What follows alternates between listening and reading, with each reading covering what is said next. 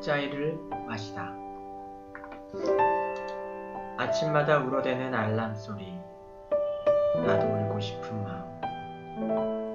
하지만 옆에 누운 아람도 그 건너편의 아가도 깨워선 안 되기에 피곤한 내 몸이 주장하는 더 누워 있어도 되는 20가지 이유를 내팽개치듯 일어섭니다. 고대 로마 시인 유베날리스가 했다는 그 말, 건강한 육체에 건강한 정신. 우리식대로 하면 체력은 국력, 내 생각에 선교는 곧 체력. 운동을 가기 위해 주섬주섬 챙겨 넣은 준비물들, 오늘도 우리 아파트 정문은 내가 엽니다. 내 몸을 다 밀어 넣어야 꿈쩍하는 차가운 철문을 어깨로 온 힘을 다해 밀어 엽니다. 울퉁불퉁한 길에 이리 흔들리고 저리 흔들려 도착한 헬스장 앞엔 소박한 위로의 우물, 시꺼먼 남자들 하나 가득 모여 앉은 우유 홍차, 짜이 노점상. 매일 세어 주머니에 넣어둔 오르피를 쥐어주고 방금 끓여낸 핸드메이드 짜이를 마십니다. 식도를 타고 밀려오는 온기, 우유의 고소함, 싸구려 홍차 특유의 쌉쌀 떨떠름함, 계피 담배를 태우는 사람이 그어낸 성냥 그을린 황내음, 고단한 저들이 입맛도 좋게 뿜어내는 연기. 잠을 깨우기 위해 내가 마시는 이 짜이 한 잔과는 다른 저들의 짜이, 조금도 호사를 누리는 유통기한 알 수 없는 비스켓. 한 값을 살 수 없어 이렇게 한 계피씩 비싸게 사서 태우는 담배. 계피 담배를 태우려 라이터를 찾는 아저씨에게 싱겁게 던져지는 성냥감. 다들 그렇게 평범한 사람들. 짜이는 원래 인도 사람의 취미가 아니었다는 사실, 홍차와 밀크티를 좋아했던 영국 사람들, 그들은 세계 최고 수준의 면화밭을 모두 밀어버리고 저들이 좋아하는 차밭을 만들었지요. 중국에서만 된다던 차가 인도 곳곳에서 성공하고 그들은 최고급 차는 본국으로 실어가고 남겨진 저급 홍차를 팔 곳이 필요했습니다. 그래서 가난한 저들에게 던져진 것이 바로 짜이. 저급 홍차에 우유 조금에 설탕을 왕창 넣은 것. 노동에 지친 저들이, 아침 도시락을 챙겨올 수 없는 이들이 주머니를 털어 사먹을 짜이를 만든 것이죠.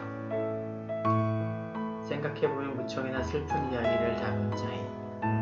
하지만 오늘 이 짜이는 사람들의 위로와 휴식, 그리고 고단함을 잠시나마 잊게 해주는 달콤함입니다. 이들에게 복음도 그랬다고 하지요. 영국이 포르투갈이 총과 칼을 앞세워 가져왔다고 하지요. 저들의 문화를 무시하고 2급 영국 시민 혹은 삼류 포르투갈인에게는 시민은 세탁의 길처럼 소개되었다고 하지요. 그래서 간디용은 예수님의 산상수훈을 그리도 좋아하고 예수님의 가치가 말씀에 배분되었지만 그리스도인이 되기는 거절했다고 하지요. 그리스도를 닮은 그리스도인이 없기에 자신은 그리스도인이 될 수 없노라 말했죠.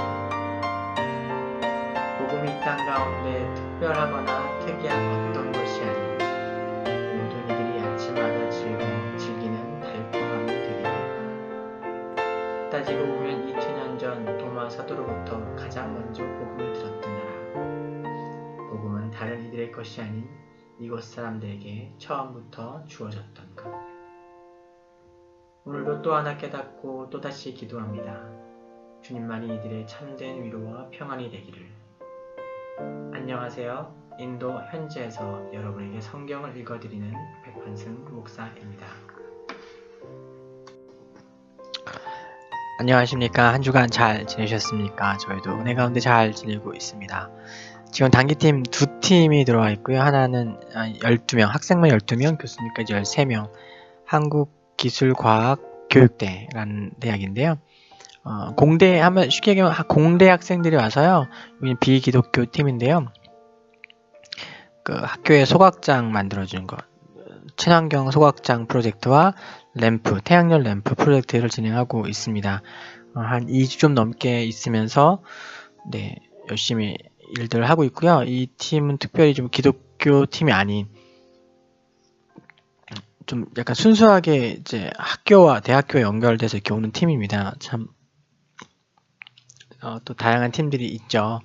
그래서 순수하게 그런 이렇게 지역 개발과 관련된 그런 프로젝트를 진행하는 거고요.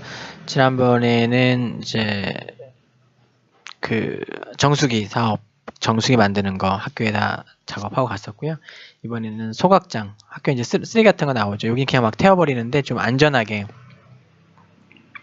태울 수 있는 소각장과 그 다음에 램프, 태양열을 근거로 하는 램프 사업을 진행하고 있습니다. 12명 학생 중에서 3명만 크리스천이고 나머지는 크리스천이 아닌데요. 그래서 그 친구들에게도 복음을 전하는 그런 기회를 가지고 있습니다. 네, 그렇습니다. 또 대학생들에게 또 복음을 전할 수 있는 그런 기회.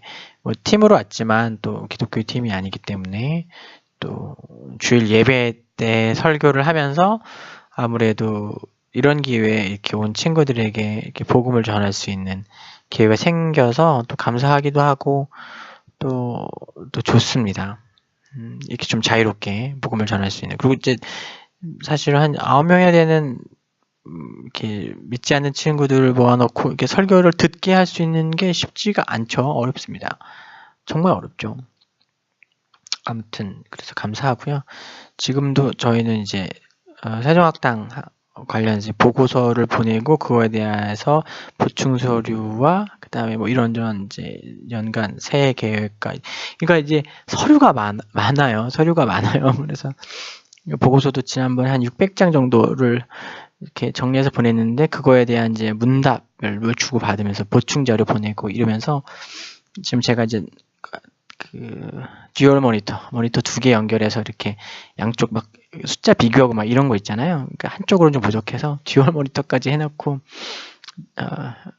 직장인 코스프레 마치 직장인 마냥 선교사지만 네, 하여튼 그렇게 지내고 있습니다. 뭐 그전에도 그래도 썼지만 이제 단기로 열심히 도와주시는 분들이 안 계시니까 이제 오롯이 이제 제가 해야 될 몫이 되어 놓으니까요. 네, 때로 우는 소리 하면서 막 답답해 하면서 아이 왜 이렇게까지 해야 돼 이렇게 하면서도 또 꾸역꾸역 책상에 앉아서 열심히 하고 있습니다. 그래서 직장 생활 하는 분들의 애로를 아주 조금 맛보고 있는 거 아닌가 하는 생각을 합니다. 또 그 와중에도 주일 설교와 사역자 모임과 또 단기 팀이 왔으니까 또 돕고 같이 하는 사역들 하고 있고요. 2월 달에 지금 큐티 세미나 이런 것들 또 진행해야 합니다. 그런 것들 잘 감당할 수 있어야 하는데 이렇게 늘 시간이 부족하게 살다 보니까 또 잘 할 수 있을까? 또 때로는 내가 생각하기에 너무 준비가 부족하게 준비를 못하고 그냥 올라가야 하는 상황들도 모임을 해야 하는 상황들도 생기게 되면서 참 또 그 마음을 생각하는 것과 또 다르다는 거 이렇게 많이 느낍니다. 네, 아이고 오늘은 오프닝도 길었는데 또 시작하면서 인사도 길었습니다. 말씀 볼게요. 요한복음 20장 24절부터 31절입니다. 마치 이제 말씀을 읽어보면 20장에서 요한복음이 끝나는 것처럼 보이지만 21장까지 있습니다. 거기에는 이제 말씀의 내용을 쭉 살펴보면 또 이유를 살펴볼 수가 있는데요. 그 유명한 도마와의 예수님의 만남입니다. 제자들이 모여 있었어요. 10명이 모여 있었는데 웬일인지 도마는 없었어요. 그 와중에 예수님 오셨고 예수님 평안을 선포하고 그래서 제자들은 예수님이 오셨다는 사실을 듣고 기뻐했죠. 그러나 도마는 빠져 있었기 때문에 다시 도마가 있던 그날 예수님이 오십니다. 그 이전에 도마는 우리가 너무 잘 아는 것처럼 나는 그 예수님 몸에 손가락을 넣어보고 옆구리와 팔목에 손가락을 넣어봐야만 믿겠다라고 이야기합니다. 이 도마가 디두모라는 별명을 갖고 있는데 이 별명이 쌍둥이라는 뜻입니다. 디두모가 쌍둥이라는 뜻입니다. 그래서 많은 학자들이 도마가 쌍둥이였다라는 이야기를 많이 해요. 그럴 법합니다. 또 도마 행전이나 이런 이제 외경과 이런 데서는 이제 도마가 이제 인도로 가는 그 이야기가 하는데 그 쌍둥이였던 그 얘기가 언급되기도 합니다. 또 이러한 정황 가운데서 예수님을 보면 믿겠다기 아니라 예수님의 몸에 손가락을 넣어 보아야 믿겠다고 하는 도마의 이야기가 설득력을 가집니다. 도마 자신이 쌍둥이였다라면 이게 이제 성경에 기록이 나와 있는 게 확실한 게 아니라서 이렇게 가정법을 씁니다. 쌍둥이였다라면은 그렇게 생각할 수 있는, 자기도 쌍둥이니까 예수님 돌아가셨는데 예수님을 다른 제자들이 봤다라고 이제 호들갑을 떠니까 얘기하는 거죠. 야, 예수님 어쩌면 쌍둥이일 수도 있는 거야. 그래서 이제 너희들이 그렇게 보고 착각하는 걸 수도 있는데, 야, 확실히 하려면 창자국 나는데 손가락을 넣어봐야 하는 거야 라고 이렇게 이야기했다라는 거죠. 아무튼 예수님은 이렇게 그에게 오십니다. 도마에게 오십니다. 오셔서는 자, 넣어보라고 하십니다. 내 손가락을 넣고 넣어보고 믿음 없는 사람이 되지 말고 믿음 있는 사람이 되라. 보지 않고 믿는 사람이 더 복되다라는 말씀을 하시죠. 이게 되게 의미심장한 말씀인데요. 우리는 이 본문에서 잠깐 좀 오해를 합니다. 마치 도마만 믿음이 없었던 사람처럼 이야기를 해요. 목사 어떤 이제 설교하든 농담처럼 이 광고를 잘 들어야 된다. 광고 시간에 졸거나 일찍 나가거나 해갖고 없으면 딴 사람들 다 알고 있는 거 모르면서 헛소리한다. 모르니까 다른 소리 한다. 이런 식으로 이제 얘기를 하기도 하고, 또 공동체에 머무를 수 있어야 된다. 다른 사람들 다 모여갖고 근심하고 있는데 왜 도마만 혼자 떨어져 있으니까 부활하신 예수님 못 보고 이렇게 믿어 없는 사람이 되지 않냐라고 이야기를 하는데요. 저는 좀 다르게 그 부분도 좀 일리가 있지만 오늘 이렇게 그리고 있는 그림이 믿음이 없는 도마를 그리고 있다라고 생각하지는 않아요. 오히려 이 말씀, 앞으로는 보지 않고 믿는 자가 더 복되다라는 이 말씀이 나오는 것이 더 중요한 거지. 그것 가운데 도마의 어떤 증거를 요구하는 믿음, 그런 이렇게 믿음 없음을 책망하시면 초점이 있다고 생각하지는 않아요. 왜 제가 이렇게 얘기하냐면, 지금 요한복음이 그려내고 있는 그림에서는 다른 제자들도 여전히 믿음이 있는 상황이 아닌 거예요. 예수를 봤다라고 얘기하지만 그렇다고 그들의 마음에 불안과 불신과 염려와 이 두려움이 사라진 건 아니에요. 왜냐하면 여전히 그들이 모여있는 방문은 닫혀 있거든요. 부활하신 예수님을 보았고 예수님께서 부활했다는 걸 알고 있지만 그들의 마음의 문은 여전히 닫혀 있어요. 예수님은 여전히 그 닫힌 문, 두려움으로, 염려로, 금심으로 닫혀있는 그 문을, 지붕을 혹은 창문을 그냥 뚫고 지나오셔야 했습니다. 그때 그 동일한 방식으로 들어오셔야 했고 동일하게 샬롬이라고 선언하십니다. 제가 설명을 이미 했지만 그 샬롬이라는 표현이 유대인들에게 너무나 당연한 인사이기 때문에 그것은 강조할 필요 없고 굳이 쓸 필요가 없습니다. 그것이 굳이 언급된다는 건 그래서 대단히 강조한 행위예요. 왜 샬롬을 강조합니까? 샬롬이 없으니까. 지금 이미 예수님을 보았지만 제자들 안에는 샬롬이 없었습니다.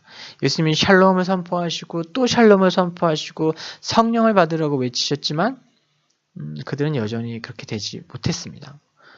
도마와 함께 모여있는 지금 8일째라고 하는데 이게 숫자를 세면 이게 그 다음 주 이게 안식일인 거예요. 이게 유대인 특유의 숫자 계산법이래요. 저도 참 주소가 보면서 왜 8일째인데 다시 주일일까? 7일째가 돼야 되잖아요. 근데 그게 이제 주석에서는 그렇게 얘기해요. 유대인들 특유의 계산법에서 그 샌날도 샌다고 하더라고요. 원래는 7일이 돼야 되는데 오늘도 세서 이렇게 넘어가서 오늘부터 하나 이렇게 둘, 셋, 넷 하면 8이 된다고 합니다. 아무튼 그런 상황 가운데 똑같이 일주일이 지났고 똑같은 장소 그러나 상황은 변하지 않은 거예요. 샬롬이라고 다시 인사하는 그런 그리고 예수님께서 잠겨 있는 방문을 통해서 들어오신 것. 이런 그림 자체가 사실은 여전히 다른 제자들이 막 믿음을 가지고 막 할렐루야 하고 막 좀 뭐 힘있게 복음을 전하자 이런 상황이 아니었던 것들을 보여주는 거예요. 이게 왜 더 제 말이 이렇게 설득력이 있냐면 21장을 보시면 알잖아요. 21장은 이미 20장에서 이야기가 끝난 것처럼 보여요. 왜냐하면 21장 32절에 내가 이것을 쓴 이유는 하면서 갑자기 화자가 툭 하고 튀어나와요. 글쓴이가 튀어나온 거예요. 그래서 이 요한복음이라는 글을 쓴 목적 자체를 밝히는 건데 그것은 무엇입니까? 이 글을 읽고 너희로 예수님께서 하나님의 아들 그리스도이심을 믿게 하고 또 그것을 믿음으로 말미암아 생명을 얻게 하기 위해서다. 그러니까 지금 이 글들을 쭉 쓴 이유를 다 얘기하는 거예요. 그러면 이제 마지막이거든요. 결론이거든요. 이야기를 마무리하려고 한 것처럼 보이는데 요한복음은 거기서 끝나지 않고 21장에 덧붙여진 이야기, 에피소드가 하나 더 붙습니다. 그 이야기는 더 말할 거 없이 여전히 믿음의 자리에 거하지 못하고 생계를 위해서 먹고 살기 위해서 그냥 다시 업으로 돌아간 제자들 그리고 그들에게 다시 나타나신 예수님. 그 예수님의 이 제자들을 이렇게 세우시고 제자 삼으시는 이 모습은 뭐 애절하다 못해 조금 뭐랄까요? 민망하다고 이야기할 법할 정도인 거예요. 왜냐면 지금 보세요. 지금 얼마나 좀 표현하자면 좀 구차할 정도로 계속 제자들을 찾아가시는 거예요. 부활했고 괜찮고 그러니까 너희들 그 부활의 증인 돼야 되는데 이 제자들은 지금 계속해서 만났지만 드러나셨지만 수차례 예수님이 드러나셨지만 믿음으로 반응하고 믿음으로 행동하는 자리까지 나가지 못하고 있는 것을 우리에게 아주 여실히 보여주고 있습니다. 오히려 그 예수님을 보았지만 믿음의 자리에 온전하게 서 있지 못했던 제자들보다 자신의 불신을 믿지 못하는 이유를 명확하게 이야기하고 또 그 이후에 예수님을 만났을 때 나의 주, 나의 하나님이라고 그 최고의 기독론이라고 하죠. 나의 주, 나의 하나님, 나의 주인이 되시고 나의 하나님이 되십니다라고 이 고백하는 이 도마가 오히려 더 이렇게 나아 보인다고도 할 수 있는 거죠. 물론 이제 제자들의 상황이 성령이 임하시기 전까지 다들 이제 믿음 없는 상황 가운데 있었지만요. 믿음 가운데서 뭐 복음을 열심히 전하고 막 이런 상황이 계속 두려워하고 의식하고 염려하는 상황들로 있었지만 말이죠. 도마의 모습을 보면 도마가 가지고 있는 의심과 불신은 사실은 합리적인 것이에요. 예수님이 느닷없이 부활했다고 하니까 그걸 어떻게 믿습니까? 그래서 그리고 아까 설명했지만 쌍둥이일 수도 있잖아. 예수님과 똑같이 생겼었어. 그래도 쌍둥이일 수 있잖아. 나도 쌍둥이야. 물론 이건 이제 도마가 쌍둥이라는 가정입니다. 그렇기 때문에 확실하게 하려면 손가락을 넣어보고 이렇게 얘기합니다. 그 의심 자체가 문제가 된다고 생각하진 않습니다. 예수님을 만나고 도마는 그 하나님을 나의 주, 나의 주, 나의 하나님을 고백하죠.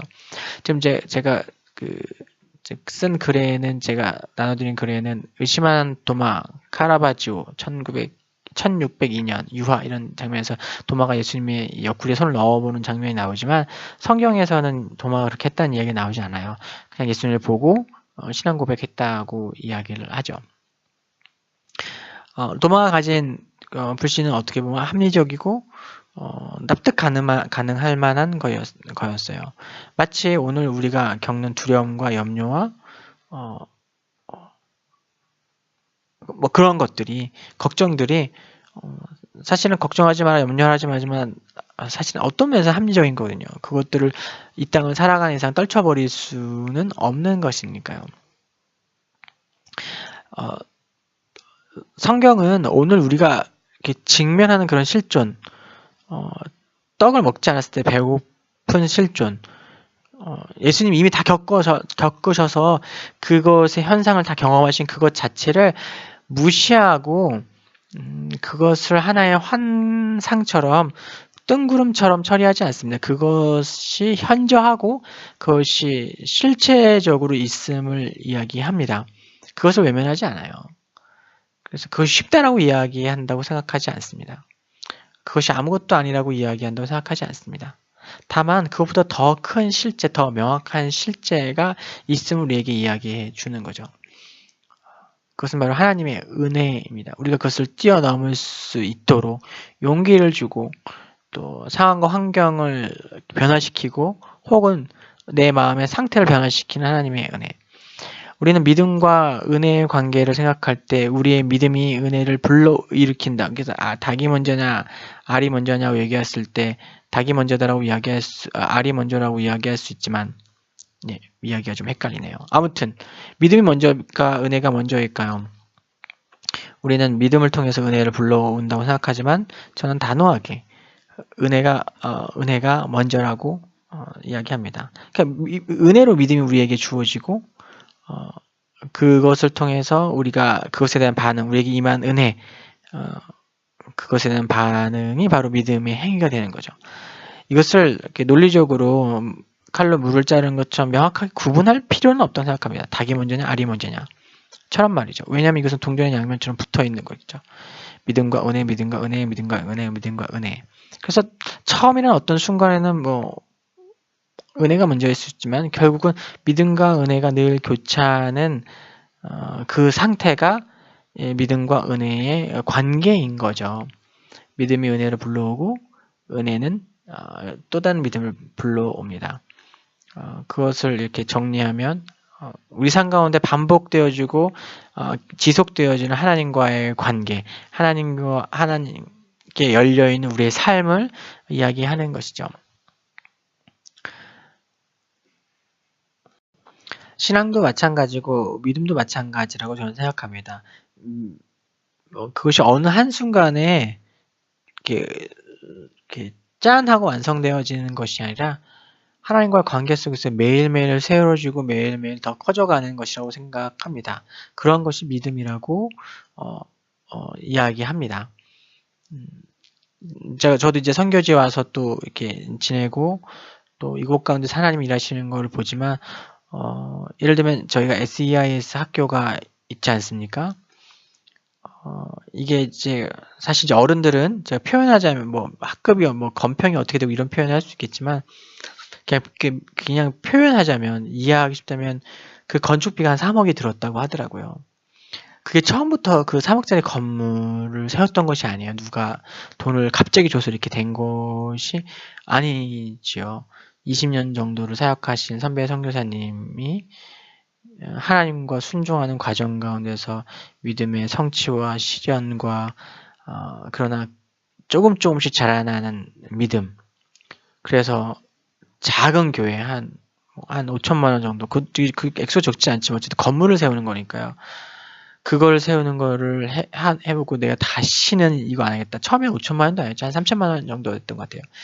교회 하나를 어떻게 건물을 세우고 그 다음에 또 하나를 세우고 또 그러다가 보면서 또 학교에 대한 이야기가 나오다가 땅을 기증받고 또 그래서 기초를 쌓을 돈이 들어오고 또 1층을 세울 돈이 들어오고 2층을 세울 돈이 들어오고 그 외에 부대적으로 막 시설물들을 할 것들이 조금씩 들어오면서 이렇게 하나하나가 된 거잖아요. 그보다 더 많은 일들도 있지만요. 이것처럼 이제 믿음이라는 것이 하나님에게 열려있는 관계를 통해서 매일매일 관계를 타고 커지고 성장하고 더 변화하는 것입니다. 한순간에 이렇게 되어지는 것이 아니죠. 성경은 우리에게 믿음을 이야기할 때 우리가 결코 하나님과의 관계라는 거, 그래서 맹목적으로 내 머릿속에서 믿어, 난 믿어, 아멘, 할렐루야, 이렇게 될 거야 라는, 그래서 믿으니까 병이 무조건 나을 거야, 이런 관계가 아니라 그 문제 가운데, 내가 처하고 부딪혀 있는 그 문제 가운데 하나님의 주권이 실현되는 거, 그것은 먼저 내가 하나님의 그 문제와 혹은 어떤 이슈에 대해서 관여할 수 있도록, 발언권을 가질 수 있도록, 처음부터 중심에 들여야 와서 주님 뜻대로 하시옵소서 이렇게 해야 되는데, 사실 우리 이 사람들이 그렇게 하냔 말이죠. 그렇게 안 되거든요. 솔직하게 얘기하면 조금씩 하나님이 우리가 우리 존재를 다 던지고 나의 주 나의 하나님 했지만, 실제로 실존적으로 믿음이 들어오는 과정을 보면 우리 삶의 어떤 영역 가운데 조금씩 하나님께, 그리스도께, 성령께 점령되어져 가는 과정이잖아요. 하나님께서 관여할 수 있도록, 터치할 수 있도록, 더 적나라하게 방해하고 막아서실 수 있도록.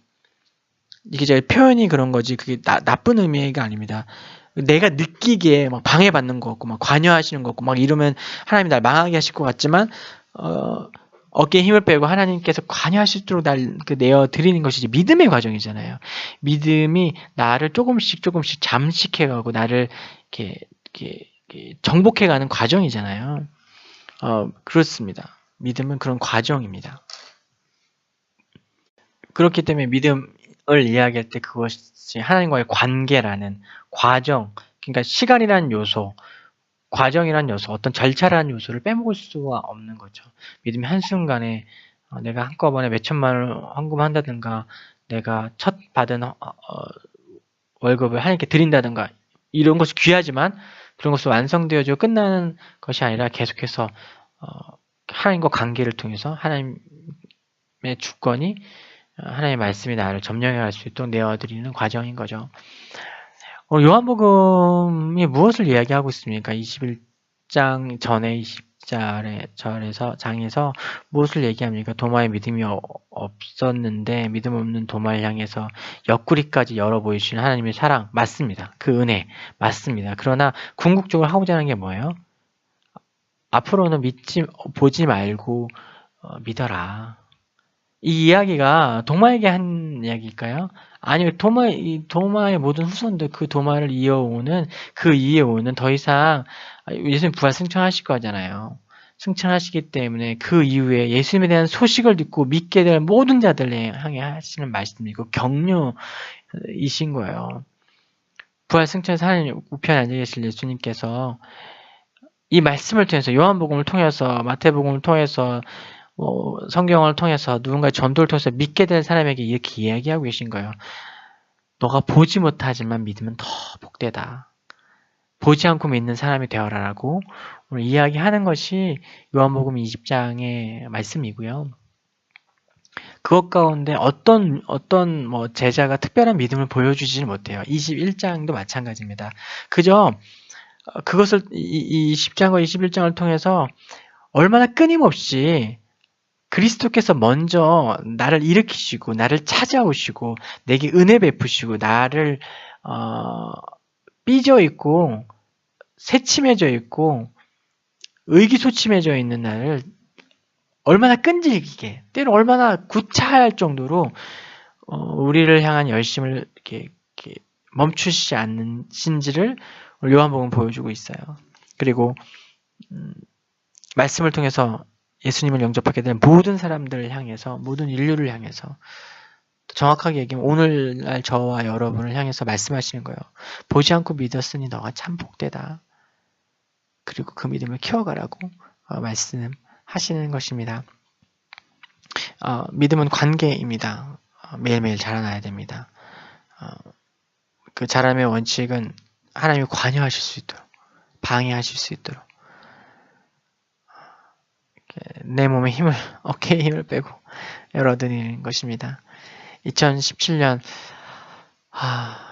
저도 기도하면서 2017년을 향한 계획과 하나님께서 또 역사하실 것들을 또 구하고 또 소망할 텐데요. 믿음이 더 컸으면 좋겠습니다. 성장하고 싶습니다.